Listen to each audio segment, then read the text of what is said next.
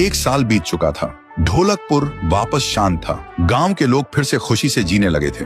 हर पूर्णिमा को लोग एक दिया जलाकर ठुन ठुन ठुन साहुर को याद करते थे। पर एक रात कुछ ऐसा हुआ जो फिर से सब कुछ बदल के रख दिया। लाशें फिर से मिलने लगी। हर 2 दिन बाद किसी न किसी के घर के सामने एक कटी हुई लाश पड़ी होती। गांव फिर से कांप उठा। एक दिन सब लोग महाराज के पास पहुंचते हैं और रो रो कर गांव की घटनाओं के बारे में बताते हैं। रात को महाराज 2 सेनापतियों से कहते हैं, जाओ और खोजो इस कांड के पीछे कौन है। लेकिन सुबह सिर्फ उनकी लाशें लौट कर आईं। एक का सिर था ही नहीं, दूसरे के पैर कट चुके थे। महाराज समझ गए कुछ तो लौट आया है, कुछ जो सिर्फ मौत का खेल खेल रहा है। और फिर कहते हैं, अब इस जंग का सामना मुझे ही करना होगा। उसी रात महाराज चुपके से गांव में आते हैं और एक पेड़ के पीछे खुद को छुपा लेते हैं। और ठीक रात के 2:30 बजे अचानक कहीं से धुआं छा जाता है और उस धुएं के अंदर से एक आवाज आती है,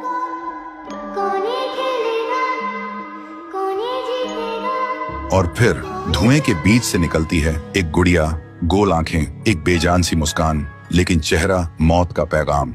वो गुड़िया एक घर के गेट तक जाती है और बच्चों जैसा एक गाना गाने लगती है। उसके गाने की आवाज सुनकर एक आदमी बाहर आता है और अगले ही पल वो गुड़िया उसका सिर चबा जाती है। वो आदमी तड़प तड़प के वहीं जमीन पर गिर जाता है। महाराज सब कुछ देखते हैं। उनकी आंखें भर जाती हैं। उन्हें समझ आ जाता है इसके सामने जाना मतलब खुद का अंत लिखना है। अगली सुबह गांव के लोग इकट्ठा होते हैं। महाराज कहते हैं, ये पिछले भूत से भी ज्यादा डरावनी है। इसे सिर्फ वही हरा सकता है जो मौत को पहले ही हरा चुका है। और फिर एक पूर्णिमा की रात सब लोग दिया जलाकर पुकारते हैं, आप वापस आइए, आपके बिना ये गांव जिंदा तो है पर जीने जैसा नहीं। तभी एक आवाज गूंजती है